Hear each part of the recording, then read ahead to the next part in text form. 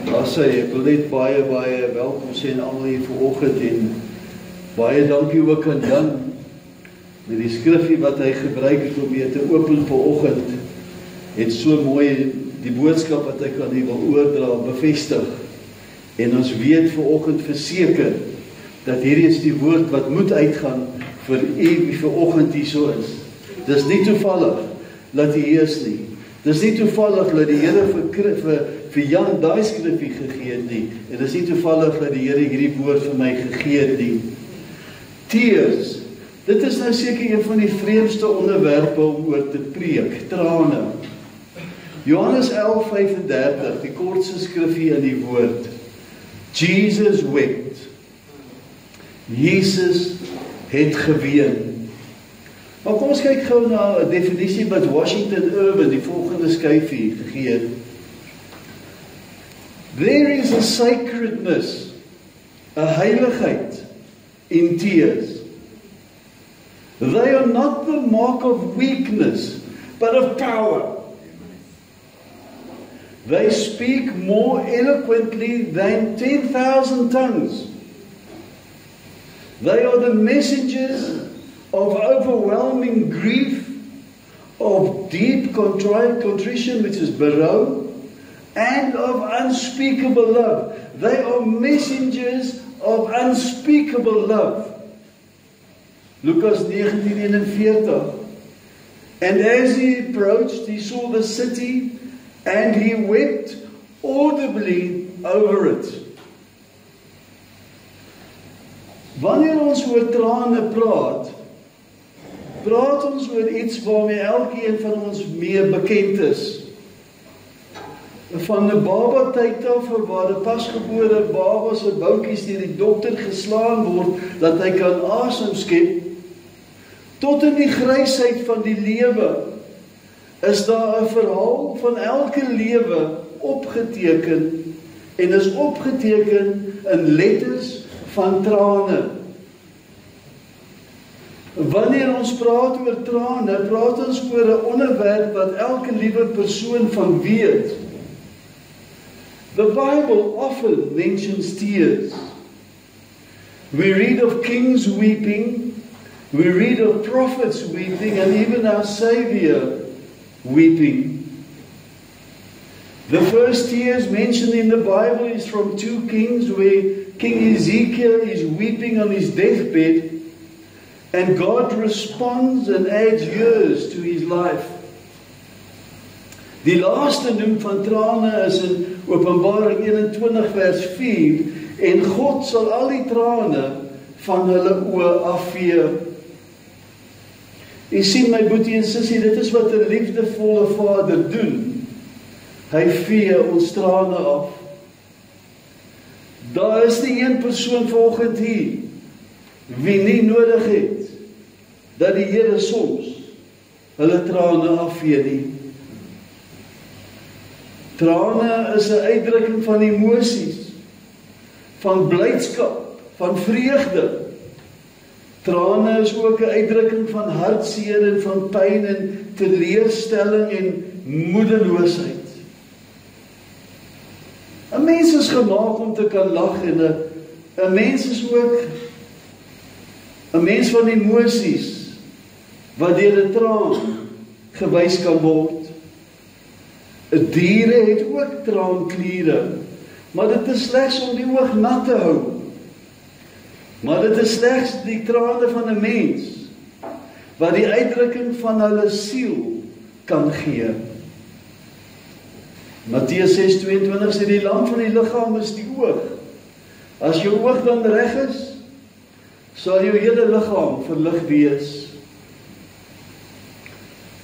Tears are part of our physical body, but tears are organs of the soul.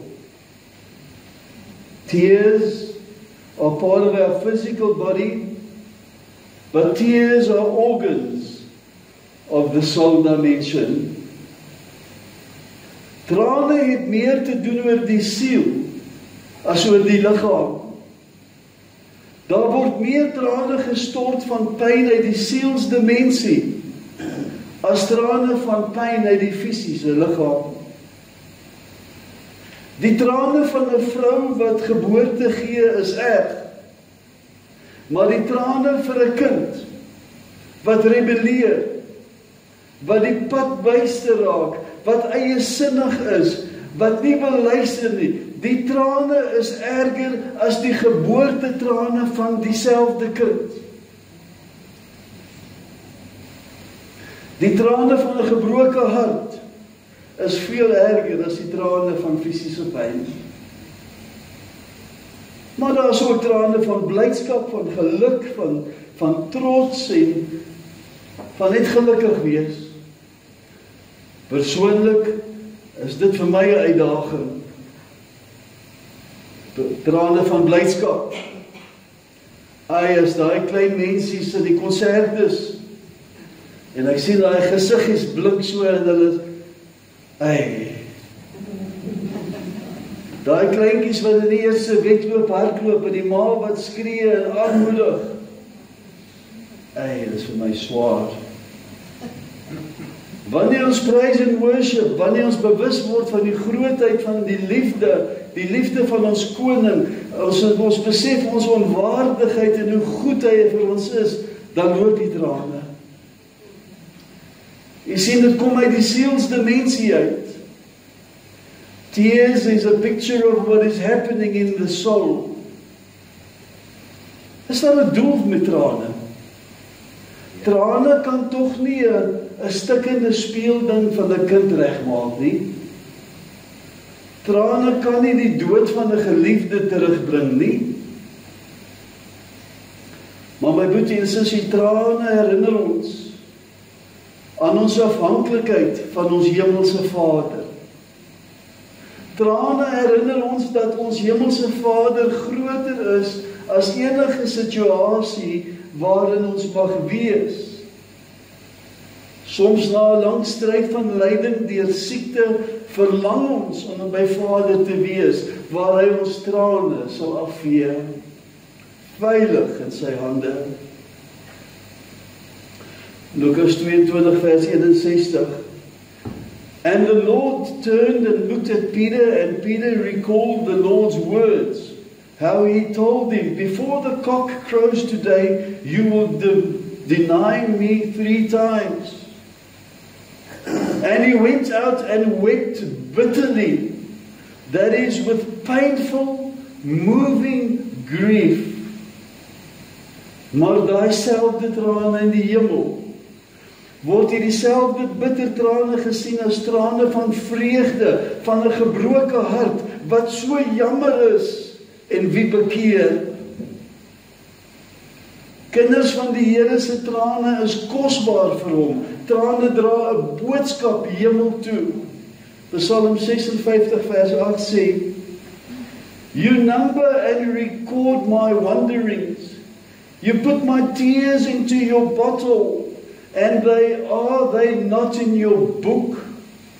My ellende het nie ongemerk by u verbygegaan. U het op my trane gelet. In u boek staan hulle opgeteken. My broer en suster, elke traan is nie vergeefs nie. Elke traan word onthou, elke traan word opgeteken.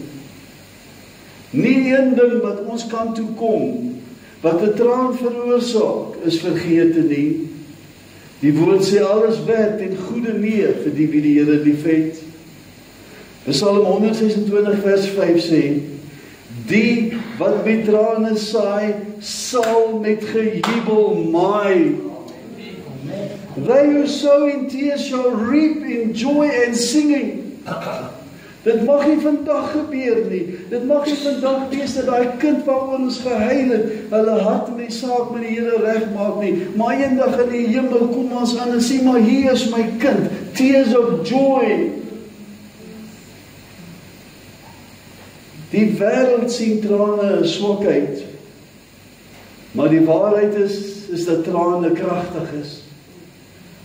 Trane kan 'n deurbraak beteken, trane bring ons nader aan die hart van Vader.